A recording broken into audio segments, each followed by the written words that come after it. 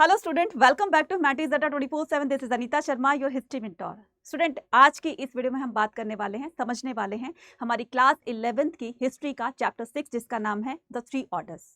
ये चैप्टर वाकई में बहुत इंटरेस्टिंग है और इम्पॉर्टेंट भी है, राइट। इस चैप्टर में हम समझने वाले हैं कि रोमन एम्पायर के डिक्लाइन होने के बाद किस तरह से वेस्टर्न यूरोप में पॉलिटिकल, सोशल, इकोनॉमिक चेंजेस होते हैं। साथ साथ में हम फ्यूडल सिस्टम को भी समझेंगे। फिर उसके बाद हम 3 कैटेगरीज, क्लर्जी, नोबिलिटी और पीजेंट्री को भी समझने वाले हैं। फिर उसके बाद में किस किस तरह से एनवायरनमेंट इफेक्ट करता है और फिर बाद में ये डिक्लाइन हो जाता है, वो सारी चीजें हम इस चैप्टर में डिस्कस करने वाले हैं।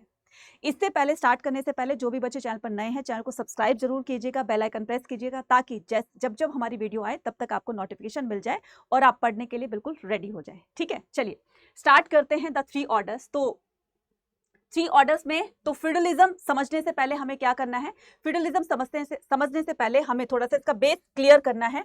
तो देखो, मैंने अभी क्या बताया कि रोमन एम्पायर के डिक्लाइन होने के बाद वेस्टर्न यूरोप में ना चेंजेस होते हैं। ठीक है, तो हम क्या करने वाले हैं, चेंजेस इन वेस्टर्न यूरोप। ठीक है, चेंजेस इन वेस्टर्न यूरोप, यानी कि ये जो आप चेंज देख रहे हैं ना, ये वेस्टर्न यूरोप में देख रहे हैं, जो कि 9th से लेकर के 16th सेंचुरी के बीच में ये पूरे के पूरे चेंजेस हुए थे। ठीक है, कौन कौन से चेंजेस हुए थे? तो एक हुआ था सोशल चेंजेस, हम इसमें पढ़ने वाले हैं सोशल चेंजेस। फिर हम इसमें पढ़ने वाले इकोनॉमिक चेंजेस और फिर हम इसमें पढ़ने वाले हैं पॉलिटिकल चेंजेस। ठीक है, तो ये 3 चेंजेस के बारे में हम पढ़ने वाले हैं। तो रोमन एम्पायर के डिक्लाइन होने के बाद ये जो जर्मनिक पीपल थे, ठीक है, जर्मनिक पीपल थे, ये कहां से आए थे? ये जो जर्मनिक पीपल थे, ठीक है, जर्मनिक पीपल थे, ये कहां से आए थे? पहले तो ये देखो, ये जर्मनिक पीपल थे कौन? ये वो लोग थे जो कि सेंट्रल यूरोप से, ठीक है, सेंट्रल यूरोप और कहां से? ईस्टर्न यूरोप से आए थे। ठीक है, सेंट्रल यूरोप और ईस्टर्न यूरोप से आए थे, राइट। और इन्होंने आकर के यूरोप के 3 बड़े भूभाग पर, 3 बड़े लैंड पर इनको एक्वायर कर लिया। किस किस को? फ्रांस को, ठीक है, फ्रांस को, और किसको? स्पेन को, फ्रांस, स्पेन और इटली को। इन 3 जगहों पर इन्होंने अपना कब्जा कर लिया और इन पर ही अपना रूल करने लगे। क्योंकि वहां पर कोई रूलर तो था नहीं, तो पहले ऐसे रूलर वगैरह नहीं होते थे, तो रूलर ना होने की वजह से, कोई पॉलिटिकल पावर या पॉलिटिकल एस्टैब्लिशमेंट ना होने की वजह से बार बार आउटसाइडर इन पर अटैक कर रहे थे, राइट। तो अटैक करने के बाद अब इन पर जो भी हेड होगा वो तो अपनी लैंड को बचाने के लिए सोचेगा ना।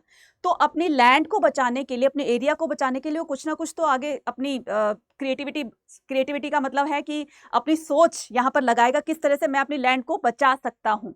इसके लिए वो मिलिट्री का ऑर्गेनाइजेशन करेगा, मिलिट्री बनाएगा, मिलिट्री एक्सपेंशन करेगा। ठीक है, किस तरह से अपने अंदर, यानी कि अपने राज्य में, अपने किंगडम में किस तरह से वो डेवलपमेंट करेगा। तो ये सारी चीजें हम समझने वाले हैं। ठीक है, तो यहाँ पर देखिए कि फ्रांस, स्पेन और इटली को बचाने के लिए वहां के जो हेड होते हैं किस तरह से अपनी आगे की स्ट्रेटेजीज को फॉलो करते हैं, तो हम समझने वाले हैं। तो इसके बाद हम क्या करने वाले हैं, इसके बाद हम फ्यूडल सिस्टम को समझने वाले हैं। तो फ्यूडलिज्म क्या होता है? देखो, ध्यान से देखना, फ्यूडलिज्म क्या होता है?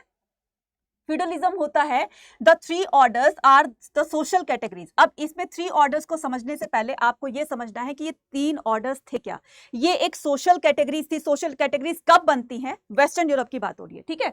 सोशल कैटेगरीज कब बनती है? ये फ्यूडल सिस्टम को समझने के बाद हमें समझ में आएगा कि क्रिश्चियन प्रिस्ट, ये जो 3 कैटेगरीज बनाई गई थी, क्रिश्चियन प्रिस्ट जो कि सबसे पहली कैटेगरी थी, ठीक है, लैंड ऑर्निंग नोबल्स, जो लैंड को बचाने के लिए एक तरह से राजा होंगे वहां के, क्योंकि अथॉरिटी तो वही थे, राजा देखो उस टाइम में कोई था नहीं। यही जिनके पास लैंड ज्यादा होगी, यही जो यूरोप, स्पेन और इटली पर अपना एक तरह से अधिकार इनका जम गया था, अधिकार इन्होंने अपना बना लिया था, यही लोग अपनी लैंड को बचाने के लिए आगे उसका एक्सपेंशन करेंगे, उसको प्रोटेक्ट करेंगे। और यही लोग क्या कहलाएंगे? लैंड ऑनर कहलाएंगे, ये लॉर्ड्स कहलाएंगे। ठीक है, लॉर्ड्स कहलाएंगे। तो ये किसकी कैटेगरी में आ जाएंगे? नोबल्स की कैटेगरी में। और थर्ड कौन होगा? पीजेंट्री होगी। वो सारी चीजें हम आगे समझेंगे। ये जो आप वर्ड देख रहे हो ना, feudalism has been used by the historian to describe the economic legal. अब ये जो फ्यूडलिज्म है, इसका मतलब क्या होता है? जो फ्यूडलिज्म है ये एक जर्मनी वर्ड से निकला हुआ है, ठीक है, एक ये जर्मन वर्ड है, ठीक है, जर्मन वर्ड के किस से निकला हुआ है? फ्यूड से। ठीक है, किससे निकला हुआ है? ये फ्यूड से निकला हुआ है, राइट। और इस फ्यूड का मतलब होता है, इस फ्यूड का मीनिंग होता है क्या? इस फ्यूड का मीनिंग होता है फ्यूड, राइट। इस फ्यूड का मीनिंग होता है land of, a piece of land, ठीक है, अ पीस ऑफ लैंड, ठीक है, यानी कि जमीन का टुकड़ा। ठीक है। तो feudalism has been used a historian to describe the economic legal, अब ये क्या होगा, हिस्टोरियन ने इसको कैसे डिफाइन किया है, कैसे इसको जो है डिस्क्राइब किया है, use by the historian to describe the economic legal political and the social relationship. तो ये एक ऐसा सोशल रिलेशनशिप होगा कि ठीक है, लैंड तो उनकी होगी, जिसकी लैंड होगी तो वो तो लैंड ओनर कहलाएगा, वो तो लॉर्ड्स कहलाएगा, लेकिन लैंड पर काम करने के लिए जो पीजेंट्री को हायर करेंगे, जो पीजेंट्स को हायर करेंगे, तो ये उनके बीच में एक ऐसा रिलेशन क्रिएट करेगा जो कि लॉर्ड और पीजेंट के बीच का रिलेशन होगा, राइट। तो economic legal political and the social relationship that existed in Europe in the medieval era। तो medieval era में जो कि हमारे जो मेडिवल एरा है, तो मेडिवल एरा कब से कब तक था बच्चे, ये 5th से लेकर के और 15th सेंचुरी का जो टाइम पीरियड कहलाता है, 15th सेंचुरी का जो टाइम पीरियड कहलाता है वो क्या कहलाता है, मेडिवल एरा। तो मेडिवल एरा में ये जो फ्यूडलिज्म था, ठीक है, जो कि 5 से 15 सेंचुरी के बीच में ये जो एरा था, इसमें फ्यूडलिज्म सिस्टम लागू किया जाता है। और इस फ्यूडलिज्म का मतलब होता है कि ऐसा रिलेशन जो लॉर्ड यानी कि जो जमीन के मालिक होते हैं, लॉर्ड्स होते हैं, और उन पर काम करने वाले जो पीजेंट होते हैं, उनके बीच का रिलेशन होता है, ठीक है। तो लैंड होगी, लैंड पर काम करने वाले होंगे, तो लैंड के साथ में लॉर्ड के साथ में पीजेंट्स के रिलेशंस होंगे। तो ये जो रिलेशन है ये between the Lord and peasants. समझ में आ गया, आई होप आपको सभी को। अब यहाँ पर थोड़ी सी हम इन कैटेगरीज को समझ लेते हैं। तो ऊपर देखो ये किंग है, ठीक है, ऊपर देखो ये किंग है ना, तो इसमें क्या करते हैं, किंग, तो the king on all the land of the country and made the laws have. King का क्या काम होता है, वो लॉ मेकिंग करना, ठीक है, और उस लॉ को अपने पूरे राज्य में इंप्लीमेंट कराना, तो ये लॉ का काम होगा, ठीक है। And called a fief to rich the lords and the noble, और क्या कहलाएंगे, we he gave an area of land call the. तो वो जो लैंड ग्रांट करेगा, अगर मान लो किसी ने बहुत अच्छा काम किया है तो उसको क्या करेगा, वो लैंड ग्रांट कर देगा। तो जो राजा की तरफ से, लॉर्ड की तरफ से जो लैंड ग्रांट की जाती थी, किसको, नाइट्स को की जाती थी, वो मैं आगे बताऊंगी, तो उनको क्या कहा जाता है, फीफ कहा जाता है, ठीक है। ये बहुत इंपॉर्टेंट वर्ड है, ये आपसे बहुत बार पूछा जाएगा। To rich lords and the nobles, तो राजा लोग क्या करते थे, जो बहुत अच्छा काम करता था तो उनको अपनी तरफ से ना लैंड ग्रांट कर दिया करते थे, उसी लैंड को क्या कहा जाता है, फीफ कहा जाता है, ठीक है। किसको करते थे, ये लॉर्ड्स और नोबल्स को करते थे। तो the nobles give some land the professional soldiers. अब ये नोबल्स क्या करते थे, कुछ अपने प्रोफेशनल सोल्जर्स को लैंड ग्रांट कर दिया करते थे, जो उनके बहुत लॉयल होते थे। उसके बाद हम यहाँ पर देखेंगे, in return to the lords the nobles agreed to supply the king with the soldiers and horses to the army. बदले में, ठीक है, उन्होंने क्या कर दिया, लैंड ग्रांट कर दी, लेकिन बदले में ये जो होंगे लॉर्ड्स होंगे, ठीक है, ये क्या करेंगे, इन रिटर्न नोबल्स को यानी कि किंग को क्या देंगे, हॉर्सेस देंगे, सोल्जर्स देंगे, कि भाई उन्होंने हमारे लिए कुछ किया है तो हमारी भी ये ड्यूटी बनती है कि हम भी अपने रूलर के लिए कुछ करें। तो उनके बदले में क्या करते थे, रिटर्न में क्या देते थे, हॉर्सेस देते थे और सोल्जर्स को देते थे, और यही हॉर्सेस और सोल्जर उनकी आर्मी में काम आते थे, right. In return these night fought for the nobles and the king. अब ये जो नाइट्स होते थे ना, क्योंकि देखो आर्मी में हॉर्स और जो बहुत कहते हैं ना कि एनर्जेटिक जो सोल्जर्स होते हैं वो चाहिए होते हैं, ताकि वो जल्दी से क्विक एक्शन लेकर के और दुश्मनों पर जीत हासिल कर सके। तो इसी में क्या करते थे, ये जो नाइट्स होते थे ना, ठीक है, नाइट्स कौन होते हैं, जो बहुत स्किल्ड पर्सन होते हैं, घुड़सवार होते हैं, जो कि एक ऑर्डर पर जो है अपनी जान निछावर करने के लिए तैयार हो जाते थे नोबल्स के कहने पर, मतलब राजा के कहने पर। तो ये कौन होते थे, बदले में ये उनके इंश्योर करते थे, क्योंकि देखो इनको भी तो लैंड ग्रांट की जा रही है ना, तो बदले में ये अपनी तरफ से उनको क्या प्रॉमिस करते थे कि जब तक हम जिंदा हैं तब तक हम, हमारी सांस, आखिरी सांस तक हम अपने नोबल्स के लिए, अपने राजा के लिए लड़ते रहेंगे, ठीक है। उसके बाद क्या होता है, peasant work the land and the nobles the knight who return in the offer to them protection. अब बदले में पीजेंट क्या करते, मतलब बदले में जो उनके वहां पर जो लैंड होती थी, लॉर्ड्स होते थे, वो उनके पास बहुत सारी लैंड होती थी, लैंड पर काम करने के लिए पीजेंट्स होते थे। तो लॉर्ड, अगर वो पीजेंट उनके खेतों में काम कर रहे हैं तो बदले में लॉर्ड क्या करता था, उनको एक तरह से प्रोटेक्शन दिया करता था, ठीक है। सैनिक एक तरह से जो होती है ना कि प्रोटेक्शन होती है, सुरक्षा, सैन्य सुरक्षा, तो वो दिया करता था कि तुम्हारी जो लाइफ है वो, उसकी रिस्पॉन्सिबिलिटी मैं लेता हूं, तो बिल्कुल सुरक्षित रहोगे। तो इस तरीके से ये क्या था, मैंने क्या बताया, एक रिलेशन बताया, किस किस के बीच में, नोबल्स, लॉर्ड्स जो होते हैं और पीजेंट्री के बीच में एक रिलेशन बताया। तो आई होप यहाँ पर आपको सबको समझ में आ गया होगा, ठीक है, कमेंट सेक्शन में लिखकर बताइएगा। अब क्या करते हैं, तो ये इस तरीके से बता दिया। तो द 3 ऑर्डर्स में सबसे पहले हम समझने वाले हैं कौन कौन से वो 3 ऑर्डर्स थे जिसकी बिहाफ पर हम इन पूरे चैप्टर में पढ़ने वाले हैं। तो फर्स्ट था क्या, फर्स्ट था हमारा द क्लर्जी, ठीक है। अब इस क्लर्जी में क्या करेंगे, क्लर्जी वो थे, देखो लैंड, ठीक है, लैंड पर एक्सपेंशन हो गया, ठीक है, लैंड पर वो जो रूलर था वो रूल करने लग गया, ठीक है। अब यहाँ पर 4th सेंचुरी की बात है कि 4th सेंचुरी में ये जो क्लर्जी होगी, 4th सेंचुरी में ये जो क्लर्जी होगी ये एक बहुत बड़ी, क्योंकि रूलर तो था नहीं, ठीक है, रूलर तो था नहीं, तो एक तरीके से ये जो 4th सेंचुरी में जो क्रिश्चियनिटी आएगी और धीरे धीरे रूलर्स के वहां पर आने, क्योंकि जर्मनिक जो पीपल आए थे उनका एक तरह से आप मान सकते हो कि धर्म जो था वो क्रिश्चियन ही था। तो जब वो यहाँ पर रूल करने लगे तो उनके रूल करते साथ ही तो ये जो है वो क्रिश्चियन जो है वहां पर एक ऑफिशियली रिलीजन डिक्लेयर कर दिया गया कि अब से हमारे राज्य में ऑफिशियली जो धर्म होगा वो क्या किया जाएगा, क्रिश्चियन ही, उसको क्रिश्चियनिटी ही सबको अडॉप्ट करनी है और क्रिश्चियनिटी के बेस पर ही आगे के रूल्स फॉलो करेंगे। तो सबसे ज्यादा जो ये जो इसके क्रिश्चियनिटी में वो जो होते हैं बिशॉप्स होते हैं, फादर्स होते हैं, पॉप्स होते हैं, तो इनका दबदबा रहेगा, यानी कि वो अपने तरीके से सोसाइटी को गवर्न करेंगे, सोसाइटी में रूल रेगुलेशंस अपने तरीके से लगाएंगे और इस तरह से धीरे धीरे उनकी पावर जो है वो बढ़ती चली जाएगी, उनका स्टेटस ऊंचा होता चला जाएगा। तो क्लर्जी जो होती थी, the Catholic church Europe guided by the bishops and the clerics, people lived in the Rome, women could not be. अब ये जो क्लर्जी होते थे इसमें 3 कैटेगरीज हम पढ़ने वाले हैं। एक तो था हम पॉप, ठीक है, पॉप कौन होते हैं, तो बहुत सारे बच्चे पॉप में कंफ्यूज होते हैं। पॉप होता है बच्चे जो उस चर्च का वो होती है, मेन अथॉरिटी होती है, ठीक है, जो सबसे बड़ा हेड होता है, तो पूरी देख रेख सारे चर्च का काम जो होता है उनकी लीडरशिप में होता है, ठीक है। तो ये कौन होते हैं, पोप होते हैं, जो हाई अथॉरिटी होती है। उसके बाद कौन आता है, उसके बाद फादर्स आते हैं, ठीक है, उसके बाद फादर्स आते हैं, जो चर्च में फादर्स होते हैं ना, आपने भी देखा होगा। और उसके बाद कौन आते हैं, बिशॉप्स आते हैं, राइट, उसके बाद कौन आते हैं, बिशॉप आते हैं। तो फादर और बिशॉप क्या करते थे, उस क्रिश्चियनिटी को, उस धर्म को फैलाने का काम किया करते थे, और जो पोप होता था वो सारा इनकी देखरेख किया करता था। तो Europe guided by the Bishop, अब पूरा जो यूरोप था वो किसकी गाइडेंस में चलता था, वो बिशॉप और क्लेरिक्स की, यानी कि क्लर्जी की गाइडेंस में चलता था। पीपल लिव, तो जो भी लोग रोम में रहा करते थे तो एक तरह से क्लर्जी का ही दबदबा था और सारे रूल रेगुलेशंस ही अपने बनाते थे और वही लोग उसको फॉलो किया करते थे।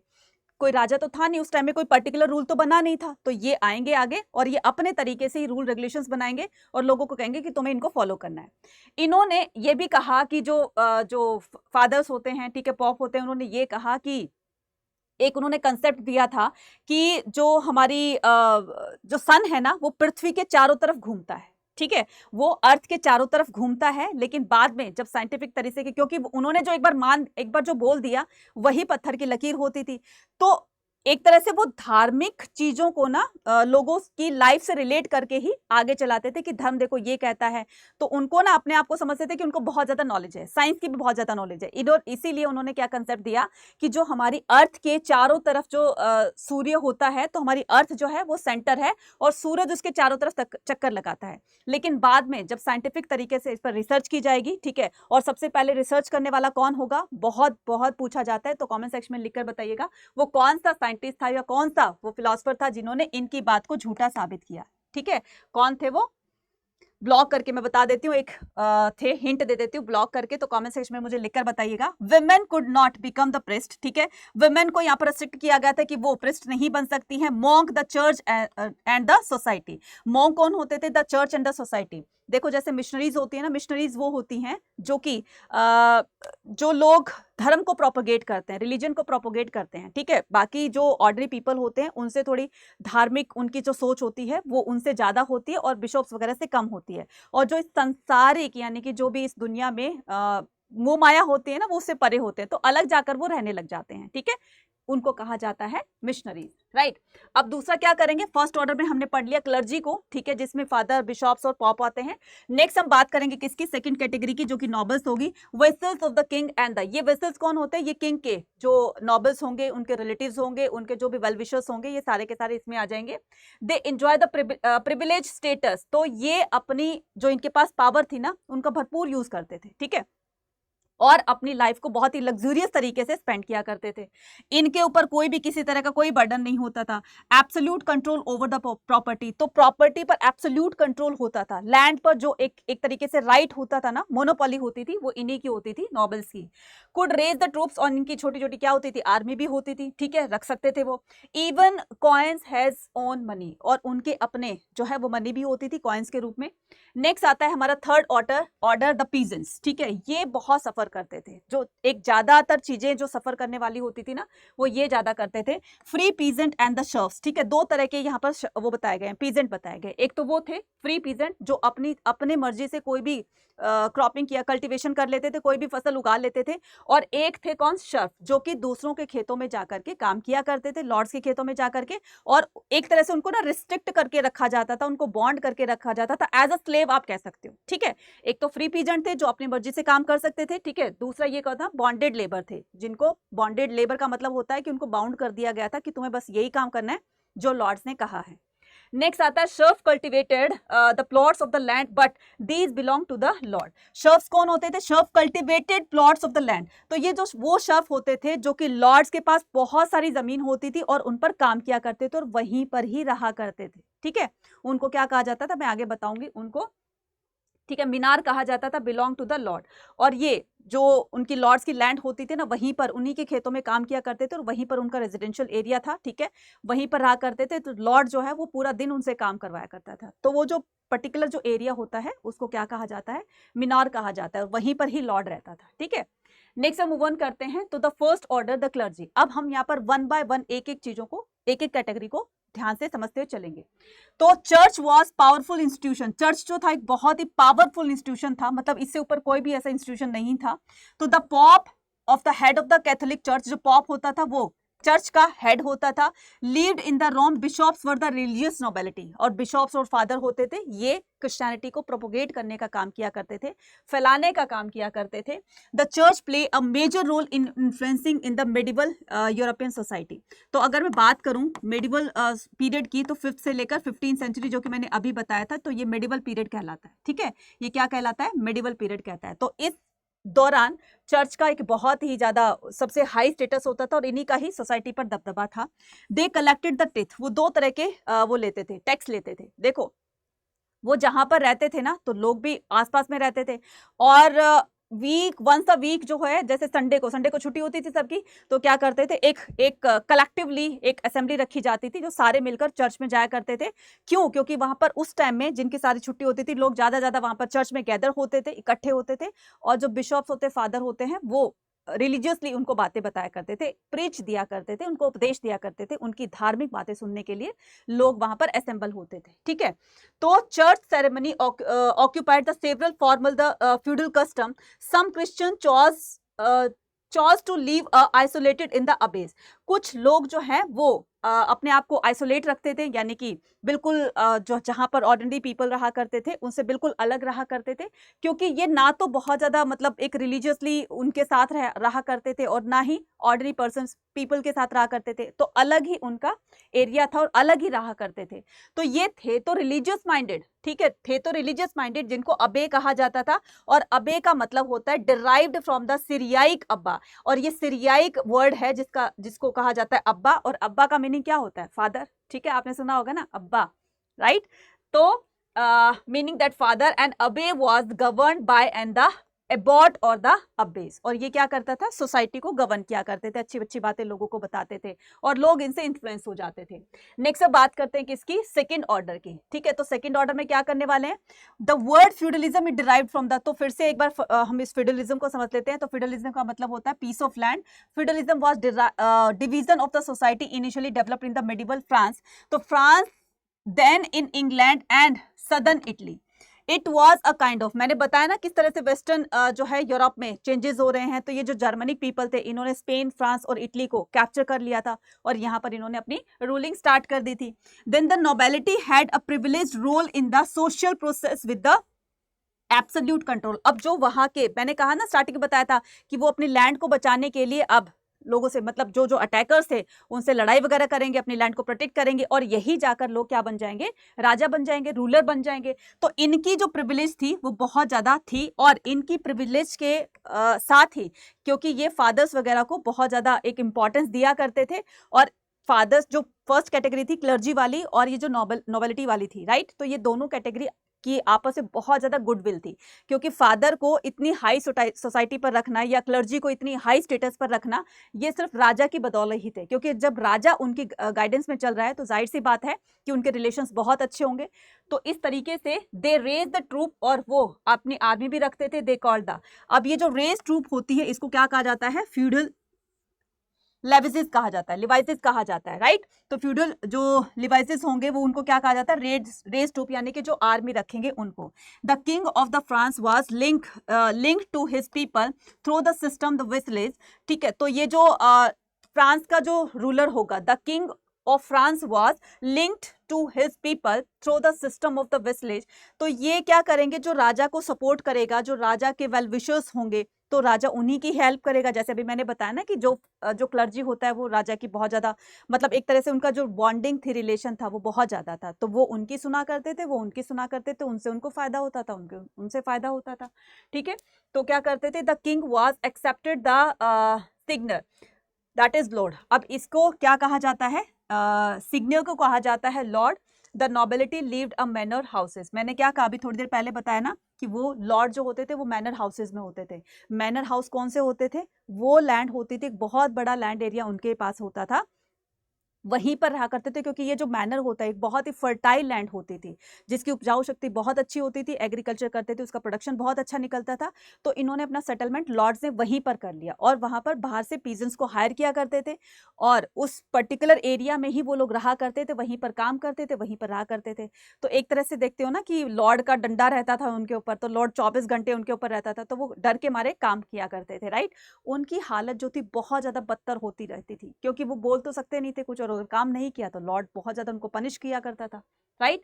तो ये कौन थे, नोबिलिटी। अब हम बात करेंगे किसकी, द थर्ड ऑर्डर में पीजेंट्री की। तो peasantry, the peasants and the serfs. तो पीजेंट्स, वो मैंने बताया ना कि पीजेंट्स की दो कैटेगरी थी, एक तो फ्री पीजेंट्स थे और एक शर्फ्स थे, right.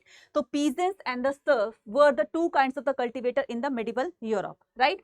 So free peasant labour for the cultivation, lords field to provide the labour rent. तो ये क्या करते थे, फ्री पीजेंट जो होते थे, labour for the cultivating the lords field, lords के फील्ड में ये कल्टीवेशन किया करते थे, लेकिन अपनी मर्जी से, ठीक है, to provide the labour rent. ठीक है, लेबर रेंट प्रोवाइड करने के लिए they paid a direct tax. ठीक है, तो वो एक डायरेक्ट टैक्स पे किया करते थे। अच्छा, दो तरह के टैक्स होते थे, मैंने एक बताया ना, एक तो होता था कौन सा, टिथ होता था, जो हमने फर्स्ट उसमें पढ़ा, ठीक है, जो हमने फर्स्ट उसमें पढ़ा, कौन से फर्स्ट ऑर्डर में पढ़ा। तो ये जो आप देख रहे हो ना, टिथ होता था, ये क्या होता था, ये एक ऐसा टैक्स होता था जो कि पीजेंट से कौन लेता था, चर्च लेता था। अगर मान लो किसी पीजेंट को अपने बच्चे का नामकरण भी करवाना है और वो ब्लेसिंग्स के लिए गया फादर के पास, तो पहले उसको टैक्स पे करना होता था, और उस टैक्स का नाम बताया जाता है, और वो क्या था, टिथ था। और दूसरा क्या था, दूसरा जो टैक्स था उसको बोला जाता है टाइली। उसको क्या बोला जाता है, टाइली बोला जाता है। ये स्टेट टैक्स होता था, कि जैसे राज्य में रहने वाले लोग एक तरह से गवर्नमेंट को टैक्स पे किया करते हैं, आज भी करते हैं, पहले भी करते थे, तो उस तरह के स्टेट टैक्स को बोला जाता है क्या, टाइली। ठीक है, टू द किंग, किंग को दिया करते थे। European monarchies were called the new monarch. अभी जो यूरोपियन मोनार्क जो थे, मोनार्क का मतलब होता है राजा, जिसके हाथ में सारी पावर होती है, पूरी पावर, पूरी कंट्रोलेशन इन्हीं के हाथ में होती है, और यहाँ पर क्या बोला जाता है, उसको न्यू मोनार्क बोला जाता है। तो धीरे धीरे अब वो चीजें, पॉलिटिकल पावर पहले तो थी नहीं, फिर धीरे धीरे ये लॉर्ड ही क्या बनेंगे, आगे चलकर राजा बन जाएंगे, नॉबल्स बन जाएंगे। अब इनकी जो पावर होगी वो बाकी की सोसाइटी में, यानी कि लोगों के ऊपर ये डोमिनेट हो जाएंगे। ठीक है, तो ये कौन थे बच्चे, पीजेंट्स थे। ठीक है, देखिए इस तरीके के पीजेंट्स थे। नेक्स्ट से बात करते हैं factors affecting the social and the economic relationship. ठीक है बच्चे, देखो बाकी बहुत सारे इसमें ऐसे टॉपिक होंगे जो क्या करेंगे, इसमें जो जो इंपॉर्टेंट है वो हम इस चैप्टर के अंदर कर रहे हैं, इस वीडियो के अंदर कर रहे हैं। बाकी जो थोड़े बहुत जो टॉपिक रह जाते हैं, ठीक है, वो हम क्वेश्चन आंसर्स के थ्रू कर लेंगे, तो इससे सारा चैप्टर आपका क्लियर हो जाएगा। लेकिन जैसे मान लीजिए कल आपका एग्जाम है, तो एग्जाम से पहले आपको एक बहुत ही क्विक रिवीजन लेनी होती है, तो आप इस वीडियो को देख सकते हैं, इससे काफी इंफॉर्मेशन आपको मिलेगी, और आप अपने क्वेश्चन का आंसर बहुत ईजिली दे सकोगे आपके एग्जाम में। ठीक है ना, तो हम क्या करेंगे, सबसे पहले हम करते हैं कि ऐसे कौन से फैक्टर्स थे, ठीक है, social factors affecting the social and the economic relation, जिन्होंने सोशल और इकोनॉमिक रिलेशन पर इफेक्ट डाला। तो सबसे बड़ा इसका इफेक्ट था एनवायरनमेंट पर। ठीक है। तो किस तरीके से एनवायरनमेंट का इफेक्ट आता है, और फिर हम क्या पढ़ने वाले हैं, फिर लैंड यूज पढ़ने वाले हैं, न्यू एग्रीकल्चर टेक्नोलॉजीज। तो हम 3 चीजों के बारे में यहाँ पर पढ़ने वाले, ठीक है। तो सबसे पहले, और फिर अर्बनाइजेशन। सबसे पहले हम बात करेंगे किसकी, कैथोलिक टाउन की। तो from the 12th century large churches called the cathedral. अब बहुत देखो 12th सेंचुरी की बात है, लार्ज चर्चेस, बहुत बड़े बड़े जो चर्च होते थे ना, उनको कैथोलिक बोला जाता था, ठीक है। उनको क्या बोला जाता था, called the cathedral were being built in the France. तो फ्रांस में बहुत बड़े बड़े जो है वो कैथोलिक चर्च बनाए जाते थे, बहुत बड़े बड़े, जहां पर लोग ब्लेसिंग्स लेने के लिए आते थे, दूर दूर से आउटसाइडर्स भी आते थे। तो इन्हीं के पास लोग क्या करेंगे, सेटल्ड हो जाएंगे, ठीक है, जिनको कहा जाता है कैथोलिक टाउन। अब जैसे मान लो कोई भी आपका ये चर्च बन रहा है, ठीक है, चर्च बन रहा है, बहुत बड़े बड़े चर्च बनने होते थे। अब चर्च को बनाने के लिए काफी मटेरियल चाहिए होता था, ठीक है, वो बाहर से लेने जाते थे। तो जहां से वो लेने जाते थे, तो उन्होंने क्या सोचा, जो भी शॉपकीपर होंगे, जो भी मटेरियल्स को सेल करते हैं, तो वो क्या करेंगे, इन्हीं के पास आकर के और सेटल्ड हो जाएंगे, और एक ये उसमें कन्वर्ट हो जाएगा, सिटी में, टाउन में कन्वर्ट हो जाएगा, कि लोग धीरे धीरे आकर उस चर्च के आसपास में ही आकर सेटल्ड होने लगे। एक तो वो थे जो ब्लेसिंग्स के लिए दूर दूर से आते थे, तो वो भी उन्होंने सोचा कि क्या बार बार आना है, तो ये यहाँ पर बहुत ही अच्छा एनवायरनमेंट है, हम यहाँ पर रह सकते हैं, ठीक है। कुछ ऐसे भी लोग थे, कुछ ऐसे लोग थे जैसे शॉप से अलग अलग तरह का मटेरियल लाया जाता था, तो वो शॉपकीपर्स होते थे, वहां पर भी उन्होंने अपनी आसपास में ही शॉप्स वगैरह स्टैब्लिश कर ली। तो एक तरह से आप देख रहे हो ना कि पूरा का पूरा टाउन वहां पर स्टैब्लिश हो गया था, ठीक है, फ्रांस के अंदर।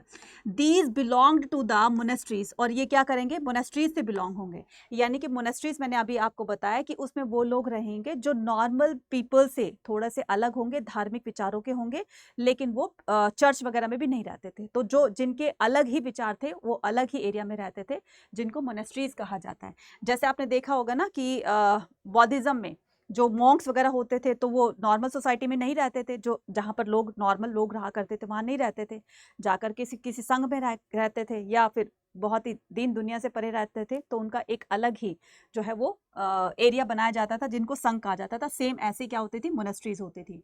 Cathedrals were built of the stone, ये जो कैथेड्रल्स बने होते थे, ये स्टोन से बने होते थे। The area around the cathedrals become the more populated and they become the centre of the pilgrimage. तो धीरे धीरे लोग यहीं पर आकर सेटल्ड हो जाएंगे, क्योंकि ये एक ऐसा पिलग्रिमेज कहते हैं तीर्थ स्थान को, बाहर से आउटसाइडर आते थे, ठीक है, लोग भी, अपने लोकल एरिया के लोग भी वहां पर ब्लेसिंग्स के लिए जाते थे। अब धीरे धीरे ना, जहां पर जो चीज पॉपुलर होने लगेगी, तो लोग वहीं आकर के सेटल होने लग जाएंगे, और ये एक कैथेड्रल टाउन में कन्वर्ट हो जाएगा। Small town develop around them, तो छोटे छोटे टाउन वहां पर बनने लग जाएंगे। Stained glass was use for the window of the cathedral. अब जो टाउन, ये तो होते हैं ना कि जो चर्च बनाए जाते हैं, कैथेड्रल टाउन होंगे, वहां पर ना बहुत सारे ना ग्लासेस का यूज होने लगेगा। आपने भी कभी चर्च में जाकर देखा होगा कि ग्लासेस यूज होते हैं, ठीक है।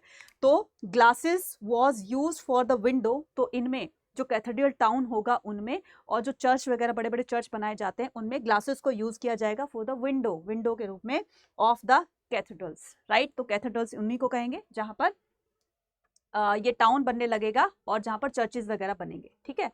नेक्स्ट आता है the crisis of the 14th century. ये बहुत जो है इंपॉर्टेंट है, ये पूछा जा सकता है आपके एग्जाम में, किस तरह से 14th सेंचुरी के क्राइसिस होते हैं, ठीक है, वो कौन कौन से क्राइसिस थे, राइट। तो in the European economic expansion, तो हमने देखो स्टार्टिंग में हमने पहले बताया था कि 9 से लेकर के 16th सेंचुरी में जो वेस्टर्न यूरोप में जो चेंजेस हो रहे थे। अब बात करते हैं कि इसकी 14th सेंचुरी में ऐसा क्या हुआ था, ऐसे कौन कौन से क्राइसिस हुए थे जिसकी वजह से वहां पर थोड़ी थोड़ी डिक्लाइनेशन देखी गई, राइट। तो यूरोप की इकोनॉमिक एक्सपेंशन था, वो बहुत ज्यादा डाउन होने लगती है। किस वजह से? Due to the 3 factors.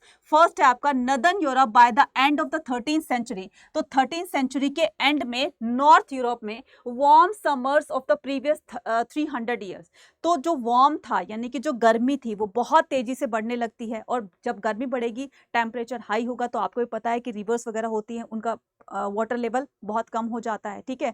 जो भी उसमें क्रिएचर्स होते हैं, वाटर एनिमल्स होते हैं, वो भी धीरे धीरे उनकी भी संख्या कम होने लगेगी, और इतनी गर्मी की वजह से लोग होते हैं, कैटल्स होते हैं, उनकी भी डेथ होना शुरू हो जाएगी। उसके अलावा पैंडेमिक ऐसा होगा, पैंडेमिक का मतलब होता है महामारी आ जाती है, प्लेग आ जाता है, जिसकी वजह से पॉपुलेशन में भी इफेक्ट पड़ेगा, राइट। तो 300 years had given away the bitterly cold summer, ठीक है। तो बहुत बुरी तरीके से गर्मी पड़ती है, season for growing the crops, और इसकी वजह से क्रॉप्स जो है वो रिड्यूस हो जाती है, क्योंकि देखो अगर मौसम ठीक ठाक रहा, ठीक है, बहुत ताज़ा हीट होगी, बहुत ज़्यादा हीट होगी, तो किसान भी अपने खेतों में काम नहीं कर पाएंगे, ठीक है। मरना कौन चाहता है, इतनी तेज धूप होती है कि वहां पर काम करना बहुत ज़्यादा मुश्किल हो जाता है। तो इससे क्या इफेक्ट पड़ेगा, इससे एग्रीकल्चर का जो प्रोडक्शन होगा वो स्लो हो जाएगा, वो डाउन आ जाएगा, ठीक है। और जब एग्रीकल्चर का प्रोडक्शन डाउन होगा तो जाहिर सी बात है कि स्टेट गवर्नमेंट के पास में रेवेन्यू कम आएगा, उसकी इनकम कम हो जाएगी, ठीक है। और ट्रेड वॉज, और इससे क्या होगा, एक तो एग्रीकल्चर पर इसका इफेक्ट पड़ेगा, ठीक है, सीजन का। Trade was hit by the several shortage the metal money because a short fall on the output of the silver mines in the Australia और Siberia.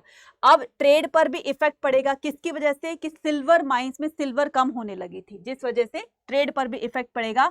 This force the government to reduce the silver content through the currency and mix it to the cheaper metal, जिसकी वजह से, क्योंकि बहुत सारा, जब पहले इनके पास में सिल्वर माइंस थी तो उसका उस टाइम में सोचा नहीं था कि इतनी ज्यादा शॉर्टेज हो जाएगी, तब तो खुलेआम वो अपना यूज करते रहे। लेकिन बाद में जब सिल्वर की जो क्वांटिटी थी वो धीरे धीरे माइंस में कम होती चली गई, तो वहां की गवर्नमेंट ने डिसाइड किया कि सिल्वर में अदर मेटल्स को मिला करके इस तरह के कॉइन्स बनाए जाए, ताकि ट्रेड थोड़ा सा रेज हो जाए, राइट। उसके बाद ships carrying the goods from the distance countries, जो शिप्स होती थी जो बाहर के देशों में जाया करती थी, कोई भी, मान लीजिए कि एग्रीकल्चर में बहुत ज्यादा प्रोडक्शन हुआ है, बहुत ज्यादा ग्रेन हुआ है, तो ग्रेन एक्स्ट्रा जो सरप्लस होता है उसको एक्सपोर्ट किया करते थे, उसमें बड़ी बड़ी शिप्स यूज हुआ करती थी, जिसमें वो पूरा का पूरा जो ग्रेन होता था वो उसको लोड कर दिया करते थे, ठीक है। और ships carrying goods from the distance country had started arriving in Europe ports, the ship came with the rates carrying. अब इन शिप्स में क्या होता था, इन शिप्स में बहुत सारे चूहे आ गए थे, रेट्स आ गए थे, और इन्हीं रेट्स में से, अगर मान लो बहुत सारे चूहे आ गए थे, तो इन्हीं रेट्स में से किसी को प्लेग भी था, ठीक है। अब वो एक के आने से वहां पर वो प्लेग धीरे धीरे पूरी सोसाइटी में फैल जाता है, जिससे कैटल्स भी इफेक्ट हुए, जिससे लोगों की पॉपुलेशन पर भी इफेक्ट पड़ा, लोग भी मारे जाने लगे, कैटल्स भी मारे जाने लगे, और धीरे धीरे धीरे धीरे करके ये पूरी तरीके से डिक्लाइन होने लगा। और इसी को क्या कहा जाता है, इसी को कहा जाता है ब्लैक डेथ, ठीक है। तो देखो, रेट की आने वजह से, rate carrying deadly the bubonic plague infection the dead black, और इनको क्या कहा जाता है, जो इतने बड़े लेवल पर पॉपुलेशन डिक्रीज होती जा रही थी, तो इसको कहा जाता है, इस इंसिडेंट को ब्लैक डेथ कहा जाता है, ठीक है बच्चा। नेक्स्ट आता है पॉलिटिकल चेंजेस। पॉलिटिकल चेंजेस में क्या होता है, इकोनॉमिक चेंजेस पढ़ लिए, सोशल चेंजेस पढ़ लिए, अब हम क्या करते हैं, पॉलिटिकल चेंजेस पढ़ते हैं। आई होप आपको चैप्टर समझ में आ रहा होगा, है ना। तो वन बाय वन हमने सारे पॉइंट्स को क्लियर भी करते चले गए हैं, और इंटरेस्ट भी आ रहा होगा, तो अगर आ रहा है तो कमेंट सेक्शन में जरूर लिख कर बताइएगा, ठीक है। देखो, in the 15th and the 16th century European kings 15 और 16 सेंचुरी में यूरोपियन किंग्स जो थे, started their military and the financial power, ठीक है। तो ये क्या करते हैं कि इनकी जो स्ट्रेटन थी, कौन सी, their military and the financial power, तो इस पर भी इफेक्ट पड़ेगा, ठीक है। कैसे पड़ेगा, देखो, the new monarch Louis 11 in France, तो लुई जो 11 थे, फ्रांस के जो राजा थे, ठीक है, Maximilian in the Australia, Henry 7, ये बच्चे रूलर्स के नाम है, ठीक है। फ्रांस के रूलर का नाम क्या था, लुई 11। नेक्स्ट आता है मैक्समिलियन कौन थे, ये ऑस्ट्रेलिया के रूलर थे, और हेनरी 7 ये इंग्लैंड के थे, and the Isabella and the Ferdinand in Spain were absolute ruler. ये कौन थे, एब्सोल्यूट रूलर थे। एब्सोल्यूट का मतलब होता है जिनके पास जो हाई अथॉरिटी होती है, जिनके पास सारे राइट्स होते हैं, ठीक है, जो सारी पावर इन्हीं के हाथ में होती है। Who started the process of the organising the standing army, इन्होंने क्या किया, अपनी स्टैंडिंग आर्मी को ऑर्गेनाइज करना स्टार्ट किया, बड़ी सी आर्मी बनाने का इन्होंने फैसला किया, और ये उसी पर ही अपना काम करने लगते हैं, बड़ी सी आर्मी बनाने लगते हैं। Decline of the feudalism and the lordship, decline of the feudalism, जैसे जैसे फ्यूडलिज्म डिक्लाइन हुआ। अब ये फ्यूडलिज्म डिक्लाइन होने का रीजन क्या था, ये ऐसा था कि पीजेंट्स और जो लॉर्ड का जो रिलेशन था वो कैसे डिक्लाइन होता है, नाइट्स की वजह से, क्योंकि नाइट्स जो होते हैं उनको असाइड कर दिया गया, ठीक है। अब नाइट्स को लेकर के धीरे धीरे लोग जो है प्रोटेस्ट करने लगे कि किस तरीके से नाइट्स जो होता था वो, ठीक है, मरते दम तक वो राजा का साथ देता था, ठीक है, और क्या करता था, लॉर्ड से उनको जो ग्रांट मिलती थी, लैंड ग्रांट होती थी, वो उनके बिहाफ पर काम भी किया करते थे। लेकिन धीरे धीरे लोग इस बात को अपोज करने लगे, प्रोटेस्ट करने लगे, और धीरे धीरे ये जो लॉर्ड्स और पीजेंट्स का जो रिलेशन था वो धीरे धीरे खत्म होने लगेगा, और सीधा डायरेक्ट अब जो लॉर्ड वाला सिस्टम है वो बिल्कुल खत्म हो जाएगा, और सीधा डायरेक्ट रिलेशन किसका हो जाएगा, रूलर का और सब्जेक्ट का, यानी कि रूलर का, राजा का और प्रजा का। अब बीच में वो लॉर्ड वाला सिस्टम जो है वो खत्म हो जाता है। तो फ्यूडलिज्म के डिक्लाइन होने के बाद lordship in the 16th century paved in the way for the rise of the nation state in Europe. अब क्या करेंगे लोग, नेशन स्टेट का मतलब होता है एक ऐसे फ्री नेशंस हो जाते हैं जिनकी अपनी खुद की एक अपनी आइडेंटिटी होती है, ठीक है। तो ये कौन होंगे, ये फ्री नेशंस होंगे जो धीरे धीरे यूरोप में अलग अलग भागों में बढ़ जाएंगे, फ्री होने लगेंगे और ये फ्री नेशंस का निर्माण करेंगे, राइट। तो देखिए ये कौन थे, ये लुई 11 थे फ्रांस के, ये कौन थे, Maximilian in the Australia, Henry 7 ये इंग्लैंड के थे और आइसेब्ले एंड द फर्दिनांड ये स्पेन के थे। तो ये रूलर थे जिन्होंने अपनी स्टैंडिंग आर्मी को क्रिएट किया और इस तरीके से मिलिट्री एक्सपेंशन की वजह से लोग क्या करेंगे, इनका साथ देंगे और धीरे धीरे ये अपनी अपनी कंट्री को लेकर अलग हो जाएंगे। तो यूरोप जो है वो अब अलग अलग देशों का एक ग्रुप बन जाएगा, ठीक है। तो नेक्स्ट में बात करते हैं the rise of the fourth order. अब इन 3 ऑर्डर के अलावा हम एक और ऑर्डर पढ़ने वाले हैं जिसका नाम आता है फोर्थ ऑर्डर। अब ये फोर्थ ऑर्डर में क्या क्या चीजें हो रही थी, क्या था ये fourth order, in town and the town people, ठीक है।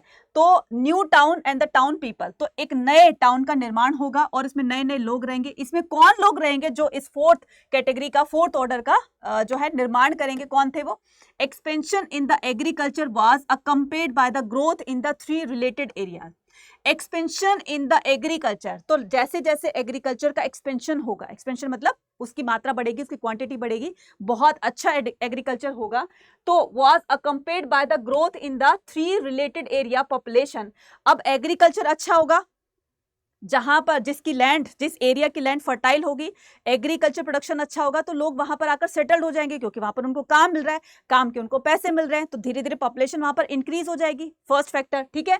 उसके बाद ट्रेड और टाउन, अब एग्रीकल्चर सरप्लस होगा, एक्स्ट्रा होगा, तो इससे ट्रेड बढ़ेगा, ठीक है, बाहर एक्सपोर्ट होगा, इंपोर्ट जो हमें एक्सपोर्ट करने के बदले जो हमारी कंट्री में चीज नहीं है हम उसको इंपोर्ट कराएंगे, इससे इंपोर्ट एक्सपोर्ट से क्या बढ़ेगा, ट्रेड बढ़ेगा। ट्रेड बढ़ने के साथ में क्या होगा, वहां पर ट्रेड बढ़ रहा है, एग्रीकल्चर प्रोडक्शन अच्छा निकल रहा है, पॉपुलेशन बढ़ रही है, तो जाहिर सी बात है लोग वहां स्टेबल हो जाएंगे और वहां वो टाउन में कन्वर्ट हो जाएगा, शहर बनने लगेंगे, राइट। तो the town of the Roman empire had become the deserted and the ruined after its fall. अब रोमन एम्पायर के फॉल होने के बाद ये नए नए टाउन इस तरीके से बनेंगे, ठीक है। देखो वो होंगे जो कि क्या होंगे, देखो ना तो वो लॉर्ड के उसमें काम करेंगे, मतलब पेजेंट्री जो वाला सेक्शन है उसी में से ही ये इमर्ज होगा फोर्थ वाला सेक्शन। थर्ड हमारी जो कैटेगरी थी वो पेजेंट्री थी ना, इस पेजेंट्री सेक्शंस में से ही ये फोर्थ सेक्शन बनेगा जिसका नाम है फोर्थ ऑर्डर। और ये वो लोग होंगे जो अपने राइट को लेकर के बहुत ज्यादा अवेयर होंगे और अपने बिहाफ पर वो लैंड पर एग्रीकल्चर करेंगे, एग्रीकल्चर के उनका प्रोडक्शन जो निकलेगा उससे पॉपुलेशन बढ़ेगी, उससे ट्रेड बढ़ेगा और उससे धीरे धीरे टाउन स्टैब्लिश होने लगेंगे, क्लियर। तो ruined after his fall the Roman Empire, but from the 11th century as the agriculture, जैसे जैसे 11th century में agriculture production बढ़ेगा, had become the able to sustain the higher level of the population, town began to grow again। इससे town भी बढ़ेगी, population भी बढ़ेगी और agriculture में trade भी बढ़ेगा।